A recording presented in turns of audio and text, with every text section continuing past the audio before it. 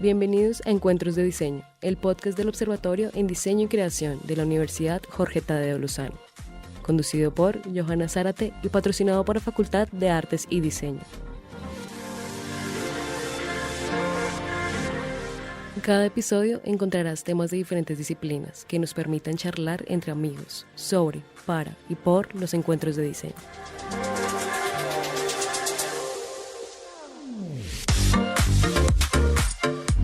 Les damos la bienvenida a este episodio de Encuentros de Diseño. Mi nombre es Johanna Zárate, docente e investigadora de diseño y coordinadora del Observatorio en Diseño y Creación de la Facultad de Artes y Diseño de la Universidad Jorge Tadeo Lozano en Colombia. En el tercer episodio de nuestra séptima temporada nos acompaña Ana Isabel Mercado.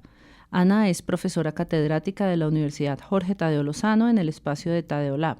Es directora artística, actriz, bailarina, coreógrafa, productora y coach transformacional. Desde su experiencia como coach internacional en programación neurolingüística, aprovecha su pasión por el conocimiento del ser humano. Es magíster en investigación teatral de la Universidad Nanterre de París y licenciada en artes escénicas de la California State University en Long Beach. Trabaja en proyectos artísticos, académicos y de apoyo humano que buscan puntos de contacto entre las diferentes disciplinas artísticas y otras áreas del conocimiento humano. Se interesa además en la búsqueda de lenguajes y herramientas de creación que evidencien una relación diaria con fenómenos culturales, promoviendo así la investigación y la creación de puentes interculturales a través de proyectos que pueden influenciar e impactar positivamente en el entorno social. Ana, además, entiende su tarea como la de guiar a los estudiantes a descubrir sus talentos y habilidades para ponerlos al servicio de la creación y del cambio social en un espacio creativo, colaborativo y lúdico que invita a transformar la educación aplicando los pilares de la escuela activa. Actualmente, hace parte del staff de la Escuela de Coaches Maga Asesores y es la Head Coach de la plataforma Singles Colombia. Bienvenida, Ana. Hola, Johanna, muchas gracias por tu invitación. Bueno, Ana, en principio, para poner en contexto a nuestra audiencia, pues porque vamos a hablar de un tema que es, diría yo, controversial.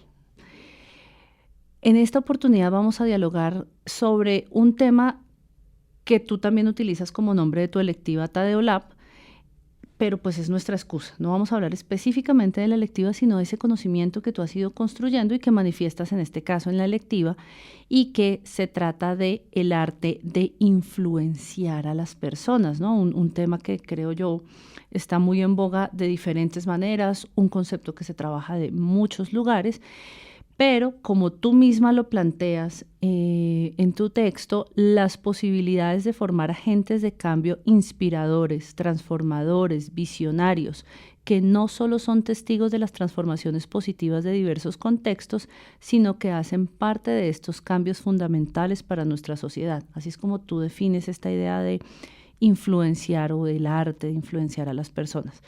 Cuando pensamos en influenciar, Ana, en la actualidad, generalmente pensamos inmediatamente en influencers. ¿Puedes contarnos un poco de dónde viene esta idea de la influencia como un camino para la creación y la transformación positiva en un contexto?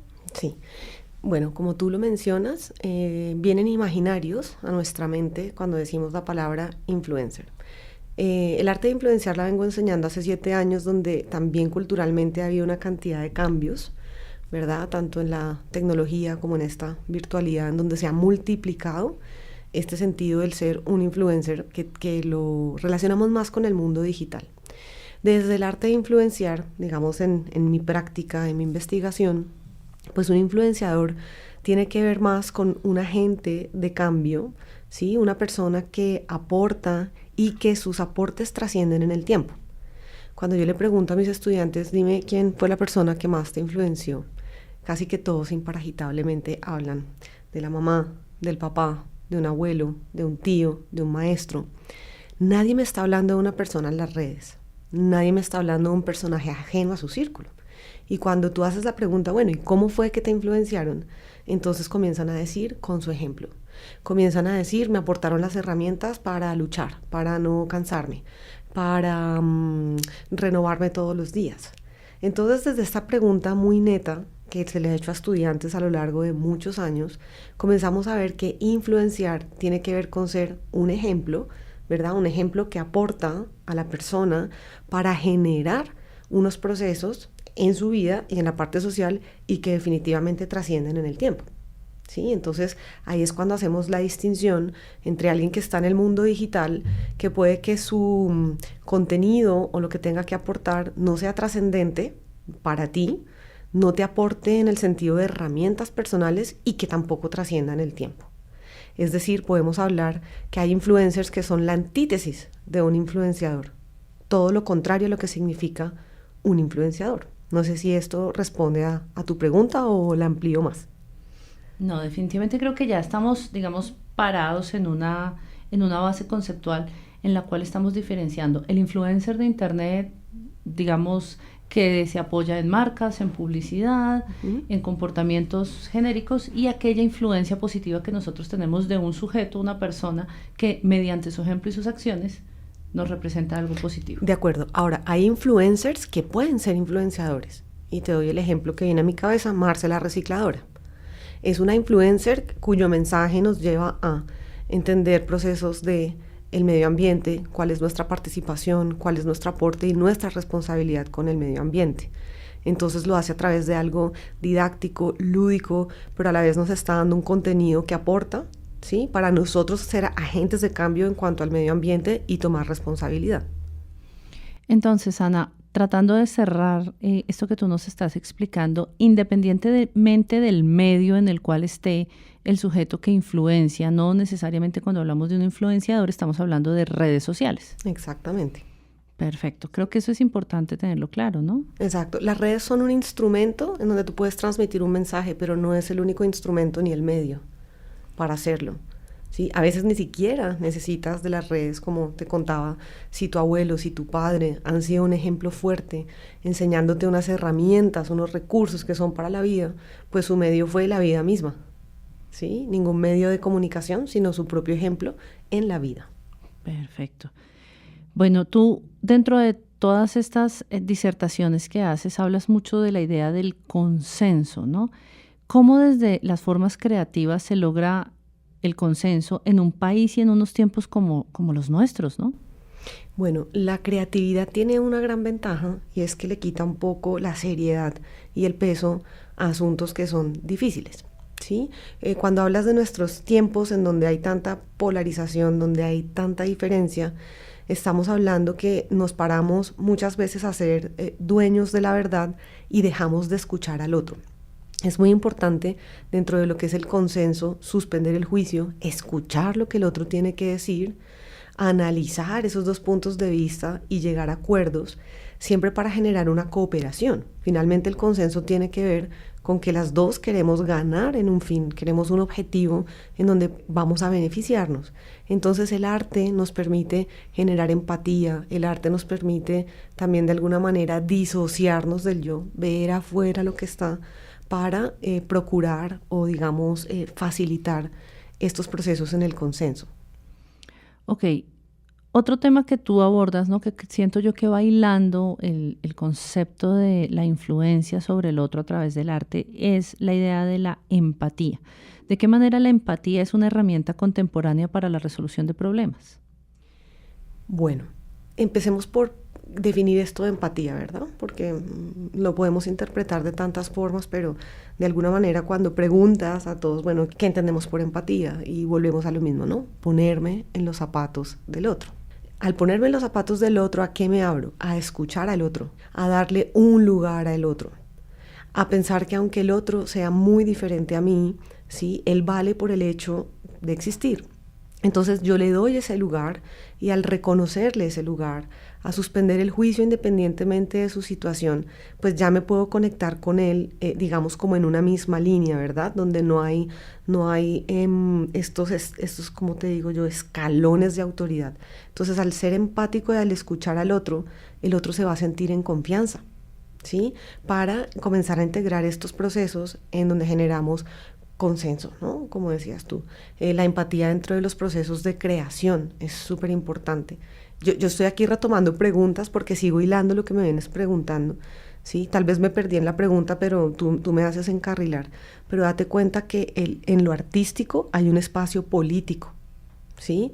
El arte y el salón de clases son un espacio político, porque tenemos que llegar a esos acuerdos en donde todo lo que pase es para nuestro beneficio o detrimento. Entonces, desde la empatía, suspendo el juicio, integro al otro y puedo escuchar al otro mejor, que es lo primero que nosotros tenemos que ejercer cuando hacemos el arte de influenciar a las personas, es también el arte de saber escucharlos.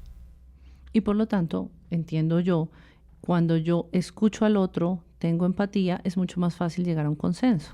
Es más fácil llegar a un consenso porque entiendo cuáles son tus necesidades, entiendo también cuáles son tus sueños, ¿sí? Y el otro va a entender las mías desde esa parte empática. Cuando yo veo al otro como un objeto y cuando veo al otro como un otro allá afuera, es muy difícil conectarnos porque cada quien se para desde su individualidad y entonces puedo caer en ese gran error de objetivizar al otro, ¿sí? Objetivizarlo es una cosa, ¿verdad? O es un monstruo, ¿verdad? El que está allá y yo acá.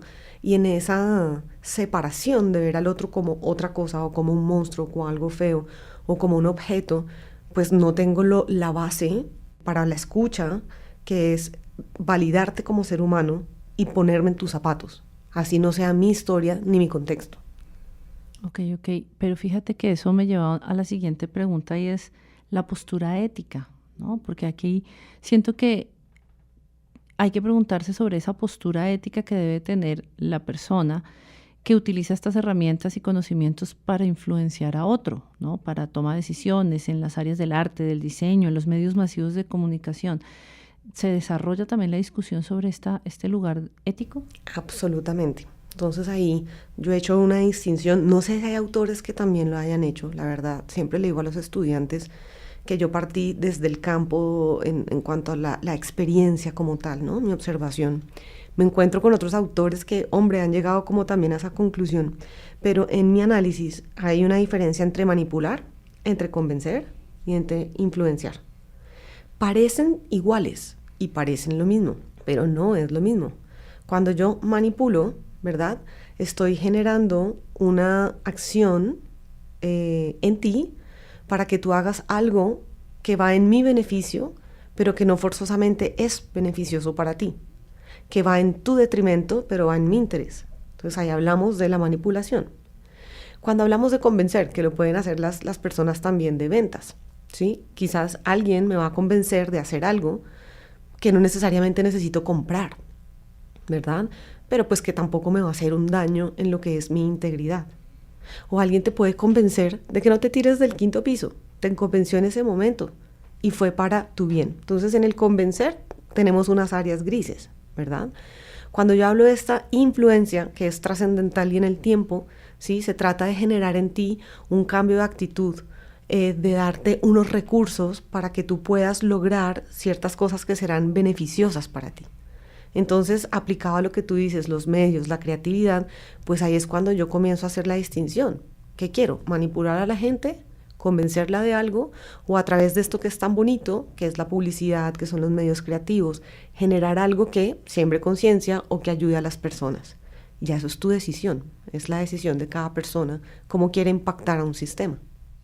En ese sentido, podríamos pensar que, teniendo en cuenta como las tendencias hacia dónde van los jóvenes en la actualidad, las jóvenes que tienen un gran interés por esta noción de los influencers y por la idea de la utilización de los medios masivos, específicamente las redes, para promover sus productos, sus proyectos, para decir cuáles son sus opiniones, para manifestarse de una manera muchísimo más transparente y más libre, definitivamente deberíamos proponer una discusión muchísimo más profunda para estas personas que tienen un interés casi que profesional en dedicarse a ser influenciadores.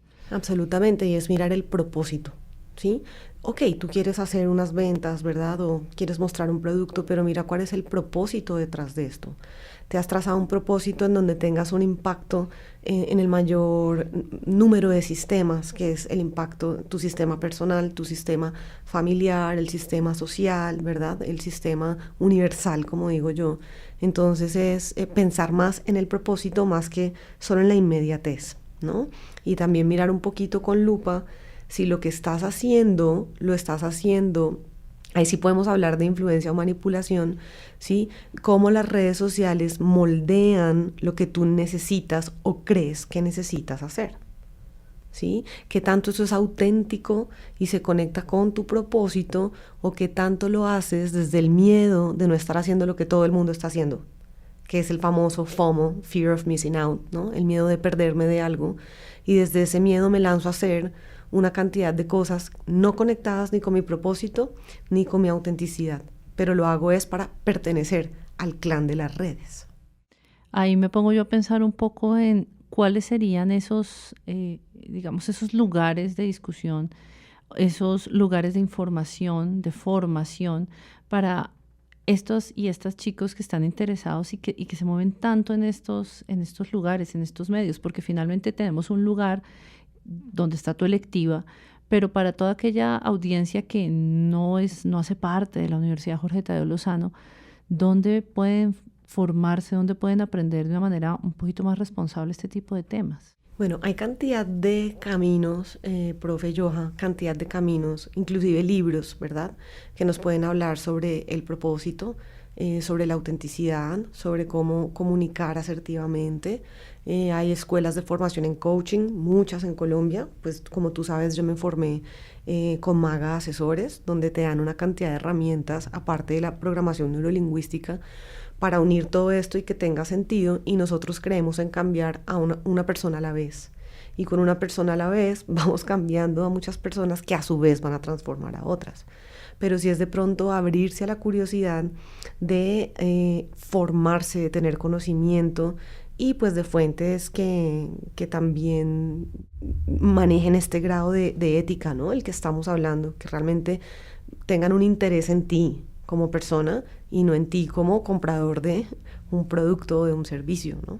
Claro, es que todo esto me hace pensar un poco en esas tendencias del siglo XX de la obsolescencia programada, la obsolescencia percibida, ¿sí? En la manera en que hemos sido convertidos pues, en unos monos consumidores, ¿no? de una cantidad de cosas, y cómo eso empieza a migrar a las redes sociales. Entonces los chicos consumen una gran cantidad de contenido, fake news, información que realmente no está alimentando lo que debe hacer, sin fuentes, y de lo peligroso que también puede ser el tan solo someterse a esa nueva forma de consumo que es el consumo del intangible, ¿no? Toda una discusión. Pero bueno, regresando un poco como a lo que tú manejas, hay una técnica que tú trabajas tanto a nivel profesional, como coach, y en tus clases, que es la técnica DISC.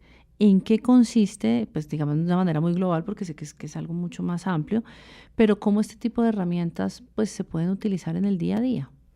Bueno, yo definiría el DISC más como una metodología, ¿vale? Nace con William Marston, que fue el creador de la Mujer Maravilla. Me encanta siempre dar el datico coctelero. Y William Marston dice, oiga, nosotros nos hemos ocupado, digamos, en el mundo de la psiquiatría, de la psicología, de estudiar a la gente que no va bien, de estudiar a las patologías. Pero ¿qué pasa si estudiamos a la gente normal, que va bien? Y descubre que hay unos patrones de conducta. Y descubre que esos patrones de conducta son 4, ¿sí? Y que en esos patrones de conducta, de acuerdo a la circunstancia, de acuerdo al entorno, de acuerdo a tus vivencias como niño, tú los integras, los utilizas para poder sobrevivir en tu cotidiano, en el día a día. Y él dice que esto fue instrumental para que la civilización se mantenga como civilización. Es decir, no hubiéramos podido sobrevivir sin estos patrones de conducta. Posteriormente, John Geyer desarrolla la metodología DISC en 1970, creo que fue en la Universidad de Minnesota, si estoy en lo correcto, y entonces se trata de entender cuáles son las conductas que tú manejas, sobre todo bajo presión, cuando hay estrés, y cómo son las conductas de los demás, ¿sí? Entonces puede que tú seas orientada a la precisión, orientada a los datos, y como tú me conoces, Joha, mi orientación es motivar a la gente, traer alegría, y para otra persona será cumplir objetivos, y para otra persona será el por qué hago las cosas. Entonces hablamos de un dominante, influyente, estable y concienzudo, y nosotros podemos tener matices de los 4 perfiles, dependiendo de la situación y del contexto, pues empleas uno más que otro. Y esto te permite entender que todos somos diferentes y que todos somos importantes, para lo mismo que te decía, suspender juicio y para también tú mismo flexibilizar tu conducta para que logres tus objetivos de acuerdo a lo que te exige un reto determinado en la vida o en el trabajo o en la universidad. Perfecto. Fíjate que en alguna oportunidad, y le cuento a la audiencia, tuvimos la buena fortuna de poder hacer un taller muy pequeño entre profes sobre la metodología DISC aquí con Ana. Y fue muy, muy interesante la reacción, no solo a la luz de las respuestas que dio, digamos, el test, sino a la luz de las emociones que despertó en el equipo, ¿no? La manera en que la gente empieza a interrogarse a sí misma, de conocer al otro, como del nerviosismo un poco, ¿no? Porque se siente un poco mágico, casi que uno sentía que le estaban leyendo las cartas, el tarot, pero resulta que es una metodología desde la psicología. Sí. Cómo ese tipo de cosas que en algún momento casi que pueden sentirse como charlatanería para algunos, se convierten en un día a día ahora en el desarrollo de proyectos creativos. ¿Cómo lo has visto tú? Uy, absolutamente. Mira, hay colegios que están empleando el DISC, empresas que emplean el DISC para que sus equipos sean ágiles. A nivel estatal se está empleando el DISC, porque recuerda que esta es una herramienta que viene con una sustentación desde el mundo, pues, de la psicología, ¿no? Que se ha estudiado. Inclusive la herramienta cuenta con 3 plataformas serias, o 2 que yo conozca, que funcionan con algoritmo para tú poder determinar tu conducta según un enfoque. ¿Vale? Entonces, sí, digamos que tiene un aval y un estudio, pero a mí me parece mágico porque lo que tú cuentas que pasó con los profes, me pasa con los estudiantes semestre a semestre. Justo ayer empecé un taller de DISC y fue como, ¡oh! No lo puedo creer, es tal cual, esto es lo que yo soy. Y hay algunos estudiantes que me decían, siento gran paz, porque antes yo pensaba que había algo mal conmigo, y yo le digo, no, ese es tu superpoder. Eso que tú piensas que está mal en ti y que tú tienes que ser como otra persona, ¿no? Si tu conducta y tu fortaleza está acá, ese es tu superpoder. Entonces trae mucha paz, trae también mucha risa al podernos ver y entender que todos estamos bien, de alguna manera, ¿no? Y que el otro también está bien y que solo tengo que aprender a relacionarme con tu conducta, con lo que para ti es importante y con lo que para ti es retante. Muy interesante. Creo que además en la actualidad en las áreas creativas la idea de no homogenizar los sujetos, los procesos creativos, el trabajo transdisciplinario se puede enriquecer mucho de este tipo de procesos en los que siento yo, y lo veíamos en ese ejercicio que tú hiciste con nosotros, en cualquier momento alguien puede ser el líder. Así es. ¿No? Y eso me parece algo muy bonito para esta nueva idea y esta noción del trabajo en equipo y en grupo, en el que en algún momento cada persona, según su personalidad, según esa marca que tiene distintiva, ese superpoder, como tú lo dices, que me parece lindo, puede tomar el frente y decir, equipo, vamos por este lado, o equipo, mejor retrocedamos, o equipo, subamos. Ese tipo de herramientas, ¿es necesario que sean ejecutadas por alguien específico o se pueden aprender a trabajar? Por ejemplo, que los chicos aprendan a hacerlo para su diario vivir, elegir sus equipos de trabajo en la universidad o cuando salen a la empresa, o cómo funciona esto generalmente. Esto sirve hasta para cuando vas a hacer tus compras de mercado, ¿sí? Para todas las decisiones que tú tomas en la vida, dependiendo del escenario en donde estás, activas tu conducta DISC, ¿sí? Entonces, si tú le preguntas para Ana Mercado cuando va hacer mercado, que va con mi apellido, depende. Si yo tengo afán, soy una dominante, ¿sí? Voy por el objetivo.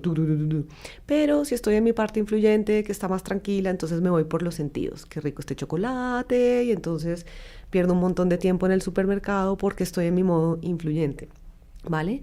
Esto tiene que ver con todas las decisiones y al aprenderlo lo interesante es que tú lo aplicas en el ámbito familiar, en el ámbito de pareja, en absolutamente todos los escenarios. Quiero volver a la pregunta que me decías de la aplicación, digamos, en el mundo laboral. Y quiero decirte, Joha, que ahora para las empresas no es importante contratar a la persona que más sepa, ¿sí? Porque no necesariamente la persona que está más preparada y que sabe más es la persona que puede gestionar un equipo. Esa persona fácilmente puede desmotivar un equipo y esto va a representar dinero y tiempo para un equipo y en la productividad. Entonces, hoy en día lo que las empresas están mirando es qué tanto te has formado en la gestión emocional y en habilidades blandas. que son dos cositas diferentes que parecieran lo mismo, pero no. Tu gestión emocional la puedes entender también con el DISC. Cómo bajo presión, digamos, no soy tan eficiente, o cómo bajo presión soy eficiente, y cuáles son como las reglas de oro que hay para cada perfil. ¿Sí? Ayer yo les decía a los chicos, bueno, van a presentar sus perfiles y vas a decir, este soy yo, así es que me gusta cómo me traten y soy muy eficiente cuando me tratan así, pero cuando no te portas bien y haces esto conmigo, entonces no soy tan chévere y me comporto así. Y cuando tú lo ves así de neto, los equipos trabajan de una manera fascinante. O sea, hay realmente el trabajo en equipo, no el trabajo en el grupo. Si lo trasladas a nuestra sociedad, así es que deberíamos trabajar, cooperando como un equipo y no compitiendo. Fantástico, me parece que es bien interesante este tipo de discusiones a la luz de que uno sepa con quién y cómo está trabajando, y que no todo dependa de la cabeza del equipo que dice así se hace porque yo lo digo. Exactamente, exactamente. Pero bueno, tú además de esta programación o de este trabajo con la metodología DISC, también trabajas con la idea de la programación neurolingüística, que es una noción distinta y también muy amplia. Pero aquí, como para darle todos estos bocados a nuestra audiencia, ¿qué aspectos consideras tú que son muy importantes en esta programación neurolingüística para aplicar de manera efectiva en proyectos de arte, diseño y creación? Bueno, para los que no tienen contexto, porque hay personas que no tienen contexto, yo defino, y bueno, no solo yo, la programación neurolingüística también como una metodología. Es una herramienta de trabajo que se construyó analizando qué era lo que hacían bien, por ejemplo, terapeutas de familia, personas que trabajaban terapia hipnótica, personas que trabajaban muy bien el lenguaje. Entonces tomamos qué hacen ellos bien, nos damos cuenta que es como un programa, porque además fue creada por un programador de sistemas y un lingüista, ¿vale? Y comenzamos a observar, Johan, que nosotros nos hacemos unas interpretaciones de la realidad basados en el lenguaje, ¿sí? Te voy a dar un ejemplo. Si yo te digo, Johan, es que todos los hombres son X, ¿verdad? Todos son igualitos. ¿Cómo es que todos los hombres son iguales? ¿Cómo es que todos los hombres son malos? Acabaste de generalizar, pero si esa es la representación que haces en tu cabeza, comienzas a ver el mundo con estos filtritos. Entonces, lo genial de la programación neurolingüística es que te dice que tienes dos superpoderes. El superpoder de hablarte mejor, ¿sí? Utilizar mejor el lenguaje, y de hacerte mejores imágenes para resignificar tus representaciones del mundo. Y con esa resignificación de tus representaciones del mundo, lograr objetivos que sean también, que se acerquen a tu propósito. Entonces, ¿qué comenzamos a analizar? ¿Qué me digo y cómo lo represento? Entonces imagínate para el diseño, ¿sí? Para todo lo que es publicidad, con la semiótica, comenzar a jugar con esto es apasionante, ¿verdad? Cuando una publicidad es más efectiva, ¿no? Pues cuando llega a tu inconsciente. ¿Y cómo llega a tu inconsciente, no? Con el uso de metáforas, que son cuentitos, que son imágenes. Entonces son maneras en que podemos abordar también la comunicación en un plano general, no solo en el creativo. Si yo te hablo en metáfora, seguramente tú me prestes más atención, porque a la gente le encantan las historias, y esto lo sabemos con el storytelling, ¿sí? ¿Pero por qué? Porque hablan a tu inconsciente. Es algo así como me pasa mucho en clase, que los chicos llegan en diseño y dicen, es que yo no sé dibujar, es que yo soy malo para dibujar, es que yo soy pésimo para... Y todo el tiempo se lo están diciendo, y uno se pregunta cómo alguien tan joven, ¿no? 17, 16, 19 años, cree que es ya per se malo para algo que además le apasiona, como la creación, como el arte, pero llegan diciendo, soy malo. ¿Eso hace parte de este ejercicio de programación? Absolutamente, porque tú lo que comienzas a hacer son las buenas preguntas. ¿Qué es para ti ser buen dibujante? ¿Cómo es que es ser un mal dibujante? ¿Sí? ¿Quién te ha dicho a ti que eres un mal dibujante? ¿Cuántas personas? ¿Cuánto has practicado la habilidad del dibujo? ¿Sí? Entonces tú lo que haces es resignificar. Tal vez no lo has practicado lo suficiente para tener el recurso para llegar a la maestría. Si practicas lo suficiente, con una buena guía y unas herramientas, seguramente desarrollarás la competencia de ser bueno. Y esto, Joha, te lo digo por experiencia propia. Yo agarro ejemplos tontos, pero yo siempre creí que yo era muy mala para peinarme. Y fue la creencia que yo tuve. Bueno, en este momento sí me ves, sí, dirás, tienes toda la razón. Bueno, estoy un poco como al natural, ¿sí? Pero un día dije, pues me voy a proponer hacerme peinados. Y voy a ver tutoriales. Y empecé a agarrar el hábito hasta que formé el recurso y la habilidad, y ahora creo que puedo ser buena para hacerlo. Igual que la persona que cree que es mala para el inglés. Cualquier habilidad tiene que ver con la creencia que formaste, y también puede haber ahí un enlace emocional, ¿sí? Un recuerdo emocional que te hizo creer que no eras bueno, ¿sí? Pero es muy importante comenzar a cambiar la manera en que nos hablamos, porque tu inconsciente no distingue entre lo que tú te crees y no te crees. Él absorbe todo lo que tú le dices, y como la lámpara de Aladino te dice, tus deseos son órdenes, ¿sí? Si tú crees, ay, a mí nadie me mira, todo el mundo me ignora, eso es lo que vas a recibir. Si tú hablas diferente y dices, soy una diosa, en donde me pare y camine, ¿sí? Dejo una estela de mi presencia. Y comienzas desde el lenguaje a creerlo, comienzas a manifestar cosas diferentes. Y esto, Joha, yo siempre lo digo, no lo tomen como una verdad, sino aplíquenlo, practíquenlo. Y si es verdad, pues resulta ser científico para ti, porque parte de tu experiencia. Claro, comprobarlo en comprobarlo su propia en tu vida. experiencia. Fantástico. Ana, de esto podríamos seguir hablando Un montón. Sí, muchísimo más, y me parece que son herramientas que son muy interesantes.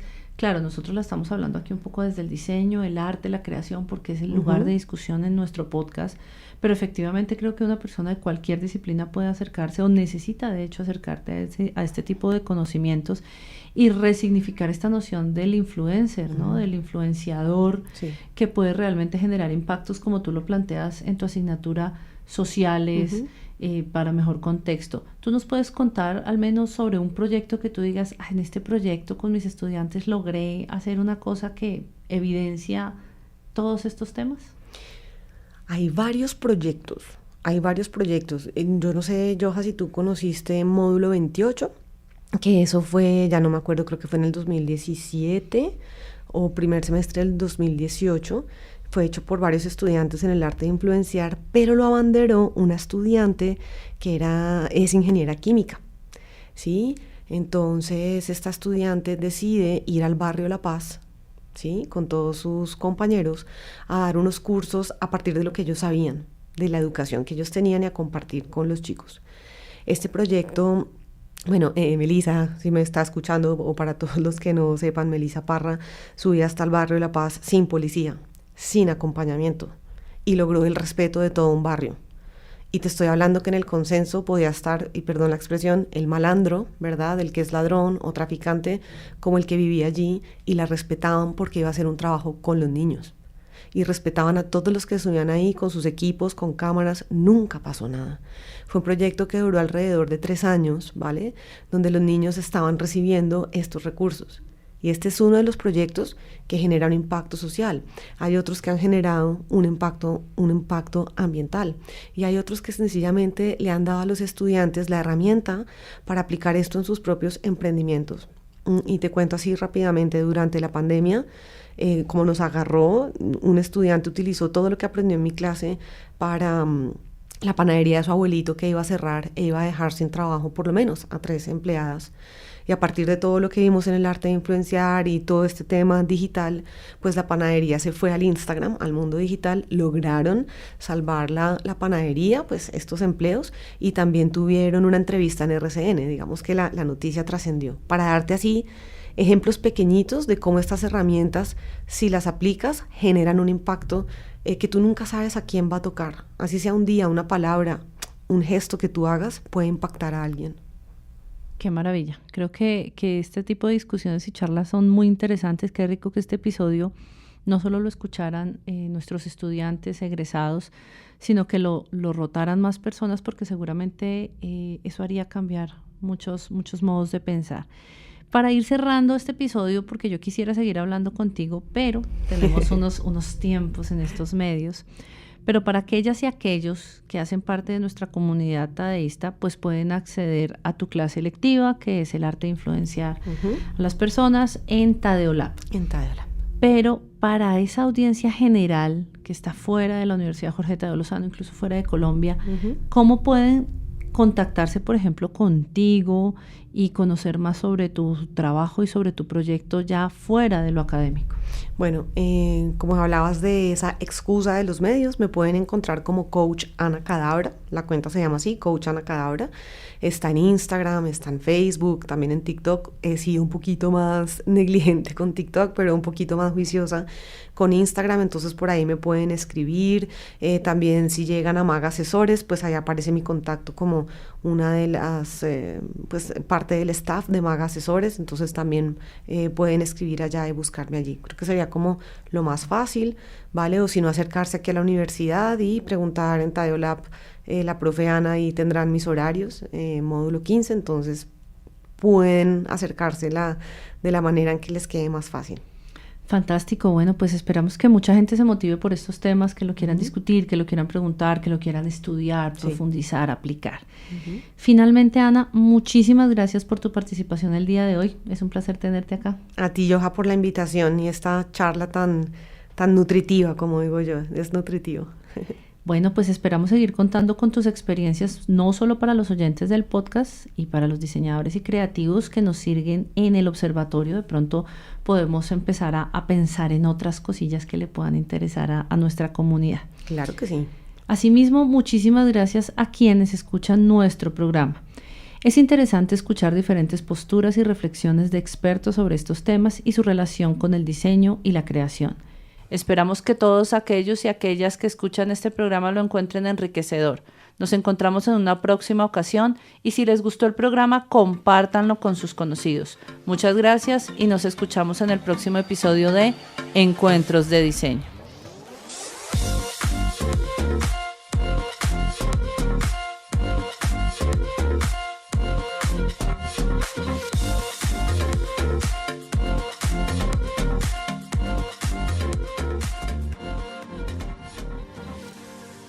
Encuentros de Diseño les da las gracias por escucharnos y los invitamos a buscar nuevos episodios, videos, noticias y más en nuestro micrositio y en nuestras redes sociales como Observatorio en Diseño y Creación.